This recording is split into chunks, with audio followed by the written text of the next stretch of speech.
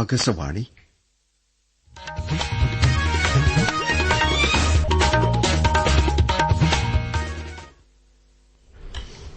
നമസ്കാരം. പ്രാദേശിക വാർത്തകൾ വായിക്കുന്നത് അനിൽ ചന്ദ്രൻ. പ്രധാന വാർത്തകൾ. 11ാമത് ദേശീയ കൈത്തറി ദിനാഘോഷം രാഷ്ട്രപതി ദ്രൌപദി മുർമു ഇന്ന് ന്യൂഡൽഹിയിൽ ഉദ്ഘാടനം ചെയ്യും. ഭക്ഷ്യ സമാധാന മേഖലയിലെ ആദ്യ MS സ്വാമിനാഥൻ പുരസ്കാരം പ്രധാനമന്ത്രി നരേന്ദ്രമോദി ഇന്ന് ന്യൂഡൽഹിയിൽ സമ്മാനിക്കും. ഉത്തരാഖണ്ഡ് മേഘവിസ്ഫോടനത്തിൽ രക്ഷാ ദുരിതാശ്വാസ പ്രവർത്തനങ്ങൾ പുരോഗമിക്കുന്നു. സംസ്ഥാനത്ത് വ്യാപക മഴ, 4 ജില്ലകളിൽ മഞ്ഞ ജാഗ്രത.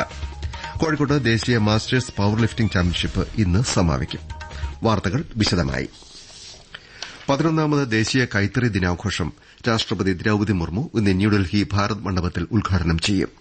രാജ്യത്തിന്റെ ഗ്രാമീണ സമ്പദ് വ്യവസ്ഥയ്ക്കും സാംസ്കാരിക സ്വത്വത്തിനും കൈത്തറി മേഖല നൽകിയ സംഭാവനകളെ ആദരിക്കുകയെന്ന ലക്ഷ്യത്തോടെ കേന്ദ്ര ടെക്സ്റ്റൈൽസ് മന്ത്രാലയമാണ് ആഘോഷം സംഘടിപ്പിക്കുന്നത്. രാജ്യത്തെ 650ഓളം നെയ്ത്തുകാരും വിദേശ ഉപയോക്താക്കളും പ്രമുഖ വ്യക്തികളും കയറ്റുമതിക്കാരും മുതിർന്ന ഉദ്യോഗസ്ഥരുമടക്കം ഒട്ടേറെ പേർ പരിപാടിയിൽ പങ്കെടുക്കും. കൂടാതെ കേന്ദ്ര ടെക്സ്റ്റൈൽസ് മന്ത്രി ഗിരിരാജ് സിംഗ്, സഹമന്ത്രി പബിത്ര മാർഗരീറ്റ എന്നിവരും ചടങ്ങിനെത്തും. രാജ്യത്തെ കൈത്തറി മേഖലയ്ക്ക് നൽകിയ മികച്ച സംഭാവനകൾ പരിഗണിച്ച് നെയ്ത്തുകാർക്ക് സന്ത് കബീർ അവാർഡും ദേശീയ കൈത്തറി പുരസ്കാരങ്ങളും ചടങ്ങിൽ സമ്മാനിക്കും. 3.5 ലക്ഷം രൂപയാണ് സന്ത് കബീർ പുരസ്കാരത്തുക. ദേശീയ കൈത്തറി അവാർഡ് തുക 2 ലക്ഷം രൂപയാണ്. ഡോക്ടർ MS സ്വാമിനാഥൻ ജന്മശതാബ്ദി രാജ്യാന്തര സമ്മേളനം ന്യൂഡൽഹിയിലെ പൂസ ICAR-ൽ പ്രധാനമന്ത്രി നരേന്ദ്രമോദി ഇന്ന് ഉദ്ഘാടനം ചെയ്യും. ചടങ്ങിൽ ഭക്ഷ്യ സമാധാന മേഖലയിലെ ആദ്യ MS സ്വാമിനാഥൻ പുരസ്കാരം പ്രധാനമന്ത്രി സമ്മാനിക്കും. വികസ്വര രാജ്യങ്ങളിലെ ഭക്ഷ്യസുരക്ഷയ്ക്കായി നൽകുന്ന സംഭാവനകൾ മുൻനിർത്തിയാണ് പുരസ്കാരം. നിത്യഹരിത വിപ്ലവം ജൈവ സന്തോഷത്തിലേക്ക് വഴി എന്നതാണ് സമ്മേളനത്തിന്റെ പ്രമേയം. എല്ലാവർക്കും ഭക്ഷണം ഉറപ്പാക്കുകയെന്ന ഡോക്ടർ MS സ്വാമിനാഥന്റെ ആജീവനാന്ത ശ്രമം പ്രതിഫലിക്കുന്ന ആശയമാണിത്.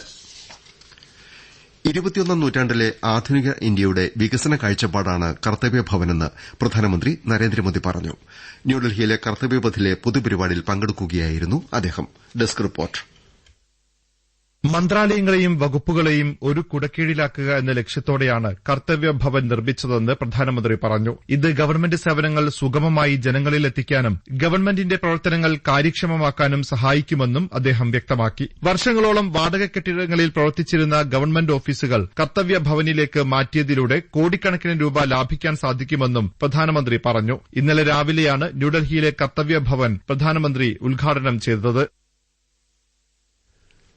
മേഘവിസ്ഫോടനമുണ്ടായ ഉത്തരാഖണ്ഡിലെ ധരാലിയിൽ കേന്ദ്ര സംസ്ഥാന ഏജൻസികളുടെ രക്ഷാ ദുരിതാശ്വാസ പ്രവർത്തനങ്ങൾ യുദ്ധകാലാടിസ്ഥാനത്തിൽ പുരോഗമിക്കുന്നു. മുഖ്യമന്ത്രി പുഷ്കർ സിംഗ് ധാമി മേഖല സന്ദർശിച്ച് ദുരിതബാധിതരെയും ഉദ്യോഗസ്ഥരെയും നേരിൽ കണ്ടു. സാധ്യമായ എല്ലാ സഹായവും അദ്ദേഹം വാഗ്ദാനം ചെയ്തു. സാധാരണ നില പുനഃസ്ഥാപിക്കുന്നതിനാണ് സംസ്ഥാന ഗവൺമെന്റ് മുൻഗണന നൽകുന്നതെന്നും പുഷ്കർ സിംഗ് ധാമി അറിയിച്ചു. അതിനിടെ ദുരിതബാധിതർക്ക് സൈന്യം ഹെലികോപ്റ്റർ വഴി ഭക്ഷ്യവസ്തുക്കളും അവശ്യ സാധനങ്ങളും വിതരണം ചെയ്തു. ദുരിതാശ്വാസ രക്ഷാ ദൌത്യത്തിനായി 5 വ്യോമസേനാ വിമാനങ്ങൾ സ്ഥലത്ത് 114 സൈനികരെ ആഗ്രയിൽ നിന്ന് എത്തിച്ചു. ഉത്തരാഖണ്ഡ് മേഘവിസ്ഫോടനത്തിൽ ദുരിതം അനുഭവിക്കുന്നവർക്കൊപ്പം നിൽക്കുമെന്ന് കാണിച്ച് മുഖ്യമന്ത്രി പിണറായി വിജയൻ ഉത്തരാഖണ്ഡ് മുഖ്യമന്ത്രി പുഷ്കർ സിംഗ് ധാമിക്ക് കത്തയച്ചു. രക്ഷാപ്രവർത്തനങ്ങൾക്കും ദുരിതാശ്വാസ നടപടികൾക്കും കേരളത്തിന്റെ ഐക്യദാർഢ്യവും പിന്തുണയും ഉണ്ടാകുമെന്ന് മുഖ്യമന്ത്രി ഉറപ്പു നൽകി. അടുത്ത വർഷം ദേശീയതലത്തിൽ ഗാർഹിക വരുമാന സർവേ നടത്താൻ തീരുമാനിച്ചതായി കേന്ദ്രമന്ത്രി റാവു ഇന്ദ്രജിത് സിംഗ് അറിയിച്ചു. അന്താരാഷ്ട്ര നാണ്യനിധി മുൻ executive director doctor Surjit S. ഭല്ലയുടെ നേതൃത്വത്തിൽ വിദഗ്ധ സാങ്കേതിക സംഘത്തെ ഇതിനായി രൂപീകരിച്ചിട്ടുണ്ടെന്ന് കേന്ദ്രമന്ത്രി ലോക്സഭയെ അറിയിച്ചു. ദേശീയ മുലയൂട്ടൽ വാരാചരണം ഇന്ന് സമാപിക്കും. മുലയൂട്ടലിന്റെ പ്രാധാന്യത്തെക്കുറിച്ചും മുലപ്പാലിന്റെ ഗുണങ്ങളെക്കുറിച്ചും ബോധവൽക്കരണം നൽകുകയെന്ന ലക്ഷ്യത്തോടെയാണ് ഓഗസ്റ്റ് 1 മുതൽ 7 വരെ എല്ലാ വർഷവും മുലയൂട്ടൽ വാരാചരണം നടത്തുന്നത്. മുലയൂട്ടലിന് മുൻഗണന, സുസ്ഥിര പിന്തുണ സംവിധാനങ്ങൾ സൃഷ്ടിക്കുക എന്നതായിരുന്നു ഈ വർഷത്തെ പ്രമേയം. പ്രാദേശിക വാർത്തകളാണ് കേൾക്കുന്നത്. സംസ്ഥാനത്ത് 4 ജില്ലകളിൽ ഇന്ന് ശക്തമായ മഴയ്ക്ക് സാധ്യതയുണ്ടെന്ന് കേന്ദ്ര കാലാവസ്ഥാ വകുപ്പ് മുന്നറിയിപ്പ് നൽകി. കാസർകോട്, കണ്ണൂർ, മലപ്പുറം, ഇടുക്കി ജില്ലകളിൽ മഞ്ഞ ജാഗ്രത നൽകിയിട്ടുണ്ട്. സംസ്ഥാനത്ത് വ്യാപകമായി മഴയ്ക്കോ ഇടിയോടുകൂടിയ മഴയ്ക്കോ സാധ്യതയുണ്ടെന്നും അറിയിപ്പിൽ പറയുന്നു. കേരള അഡ്മിനിസ്ട്രേറ്റീവ് ട്രിബ്യൂണലിന്റെ ബെഞ്ച് തലശ്ശേരിയിൽ പ്രവർത്തനമാരംഭിക്കുന്നതിന് നടപടി ആരംഭിച്ചു. തസ്തികകൾ സൃഷ്ടിക്കുന്നതിനും ഓഫീസ് സംവിധാനം ഒരുക്കുന്നതിനും ധനവകുപ്പ് അംഗീകാരം നൽകി.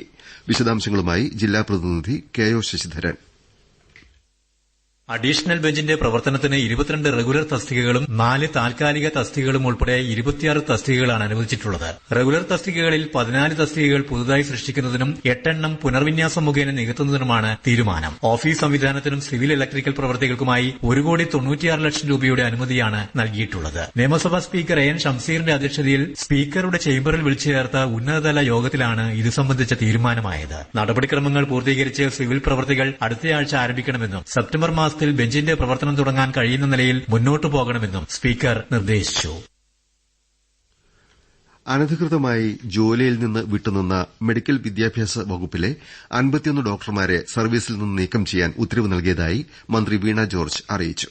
പലതവണ അവസരം നൽകിയിട്ടും സർവീസിൽ തിരികെ പ്രവേശിക്കാൻ താൽപര്യം കാണിക്കാത്തവരെയാണ് നീക്കം ചെയ്യാൻ തീരുമാനിച്ചത്.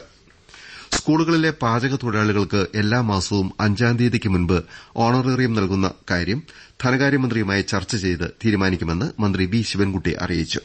തൊഴിലാളികളുടെ വിരമിക്കൽ പ്രായം 65 വയസ്സാക്കാനും തീരുമാനമായി. തിരുവനന്തപുരത്ത് ഇന്നലെ ചേർന്ന പാചക തൊഴിലാളി സംഘടനകളുടെ യോഗത്തിലാണ് മന്ത്രി ഇക്കാര്യങ്ങൾ അറിയിച്ചത്.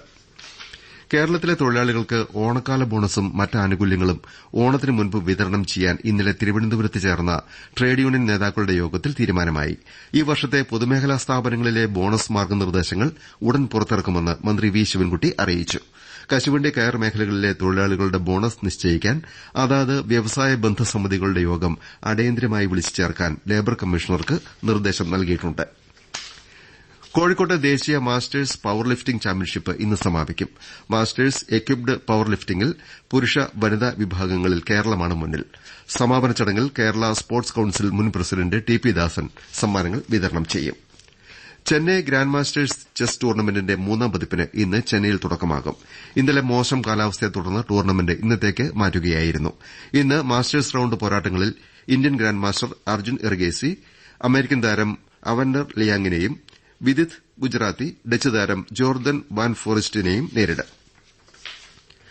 69ാമത് കണ്ണൂർ ജില്ലാ അത്ലറ്റിക്സ് ചാമ്പ്യൻഷിപ്പ് തലശ്ശേരിയിൽ ഇന്ന് ആരംഭിക്കും.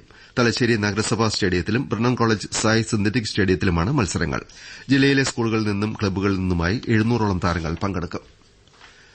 വോട്ടർ പട്ടികയിൽ പേര് ചേർക്കാൻ ഓഗസ്റ്റ് 31 വരെ സമയം നീട്ടി നൽകണമെന്നാവശ്യപ്പെട്ട് ബിജെപി സംസ്ഥാന പ്രസിഡന്റ് രാജീവ് ചന്ദ്രശേഖർ സംസ്ഥാന തെരഞ്ഞെടുപ്പ് കമ്മീഷന് കത്ത് നൽകി. വോട്ടർ പട്ടികയിൽ വ്യാപകമായ പ്രശ്നങ്ങളുണ്ടെന്ന് അദ്ദേഹം കത്തിൽ അറിയിച്ചു. പട്ടികയിൽ പേര് ചേർക്കാനും ഭേദഗതിക്കും കുറഞ്ഞ സമയം മാത്രമാണ് ലഭിച്ചത്. തെരഞ്ഞെടുപ്പ് കമ്മീഷൻ വെബ്സൈറ്റ് ദിവസങ്ങളോളം പ്രവർത്തിക്കാതിരുന്നതും പേര് ചേർക്കൽ പ്രക്രിയയെ ബാധിച്ചതായി രാജീവ് ചന്ദ്രശേഖർ കത്തിൽ അറിയിച്ചു. മാധ്യമങ്ങൾ ശക്തവും സ്വതന്ത്രവുമായി നിലനിൽക്കാൻ ഗവൺമെന്റ് പരമാവധി പിന്തുണ നൽകുമെന്ന് മന്ത്രി കെ എൻ ബാലഗോപാൽ പറഞ്ഞു. കേരള മീഡിയ അക്കാദമി തിരുവനന്തപുരത്ത് സംഘടിപ്പിച്ച പ്രതിഭാ സംഗമവും ഫെലോഷിപ്പ് വിതരണവും ഉദ്ഘാടനം ചെയ്യുകയായിരുന്നു മന്ത്രി. മത്സ്യത്തൊഴിലാളി കുടുംബങ്ങൾക്ക് പുനർഗേഹം പദ്ധതിയിൽ മലപ്പുറം ഉണ്ണിയാലിൽ ഒരുക്കിയ ഫ്ളാറ്റ് സമുച്ചയം ഇന്ന് കൈമാറും. ഉച്ചകഴിഞ്ഞ് മുഖ്യമന്ത്രി പിണറായി വിജയൻ ഓൺലൈനായി ചടങ്ങ് ഉദ്ഘാടനം ചെയ്യും. വീടുകളുടെ താക്കോൽ മന്ത്രി വി അബ്ദുറഹ്മാൻ വിതരണം ചെയ്യും. നിറമരുതൂർ ഉണ്ണിയാലിൽ ഫിഷറീസ് വകുപ്പിന്റെ 30 സെന്റിലാണ് ഫ്ളാറ്റ് സമുച്ചയം നിർമ്മിച്ചത്. കെട്ടിടത്തിൽ 16 മത്സ്യത്തൊഴിലാളി കുടുംബങ്ങളെ പുനരധിവസിപ്പിക്കും. കണ്ണൂർ സർവകലാശാല യൂണിയൻ തെരഞ്ഞെടുപ്പിൽ 5 ജനറൽ സീറ്റുകളും എസ്എഫ്ഐ നിലനിർത്തി. കാസർകോട് വയനാട് ജില്ലാ എക്സിക്യൂട്ടീവ് സ്ഥാനങ്ങൾ യുഡിഎസ്എഫ് പിടിച്ചെടുത്തു. ചെയർമാനായി പാലയാട് ക്യാമ്പസിലെ നന്ദജ് ബാബുവിനെയും ജനറൽ സെക്രട്ടറിയായി തളിപ്പറമ്പ് കിലയിലെ കവിതാ കൃഷ്ണനെയും തെരഞ്ഞെടുത്തു. തിരുവനന്തപുരം കാട്ടാക്കട നിയോജക മണ്ഡലത്തിൽ കാർബൺ ബഹിർഗമനം 46.75% കുറഞ്ഞതായി 2ാം കാർബൺ ഓഡിറ്റ് റിപ്പോർട്ടിൽ വിലയിരുത്തി. രാജ്യത്ത് ആദ്യമായാണ് ഒരു നിയോജക മണ്ഡലത്തിൽ 2ാമതും ഓഡിറ്റ് നടത്തി പ്രവർത്തന പുരോഗതി കണ്ടെത്തിയത്. റിപ്പോർട്ട് മന്ത്രി പി പ്രസാദ് പ്രകാശനം ചെയ്തു. കോഴിക്കോട് മേഖല രാജ്യാന്തര ചലച്ചിത്രോത്സവത്തിന്റെ ഡെലിഗേറ്റ് കിറ്റ് വിതരണം രാവിലെ കൈരളി തിയേറ്ററിൽ കൈതപ്രം ദാമോദരൻ നമ്പൂതിരി ഉദ്ഘാടനം ചെയ്യും. ചലച്ചിത്രോത്സവത്തിന്റെ ഭാഗമായി സംഘടിപ്പിക്കുന്ന കാലം മായാചിത്രങ്ങൾ എംഡിയുടെ ചലച്ചിത്ര ജീവിതം എക്സിബിഷനും വൈകിട്ട് ഉദ്ഘാടനം ചെയ്യും. പ്രധാന വാർത്തകൾ വീണ്ടും. 11ാമത് ദേശീയ കൈത്തറി ദിനാഘോഷം രാഷ്ട്രപതി ദ്രൌപദി മുർമു ഇന്ന് ന്യൂഡൽഹിയിൽ ഉദ്ഘാടനം ചെയ്യും. ഭക്ഷ്യ സമാധാന മേഖലയിലെ ആദ്യ MS സ്വാമിനാഥൻ പുരസ്കാരം പ്രധാനമന്ത്രി നരേന്ദ്രമോദി ഇന്ന് ന്യൂഡൽഹിയിൽ സമ്മാനിക്കും. ഉത്തരാഖണ്ഡ് മേഘവിസ്ഫോടനത്തിൽ രക്ഷാ ദുരിതാശ്വാസ പ്രവർത്തനങ്ങൾ പുരോഗമിക്കുന്നു. സംസ്ഥാനത്ത് വ്യാപക മഴ, 4 ജില്ലകളിൽ മഞ്ഞ ജാഗ്രത. കോഴിക്കോട്ട് ദേശീയ മാസ്റ്റേഴ്സ് പവർ ലിഫ്റ്റിംഗ് ചാമ്പ്യൻഷിപ്പ് ഇന്ന് സമാപിക്കും. പ്രാദേശിക വാർത്തകൾ കഴിഞ്ഞു.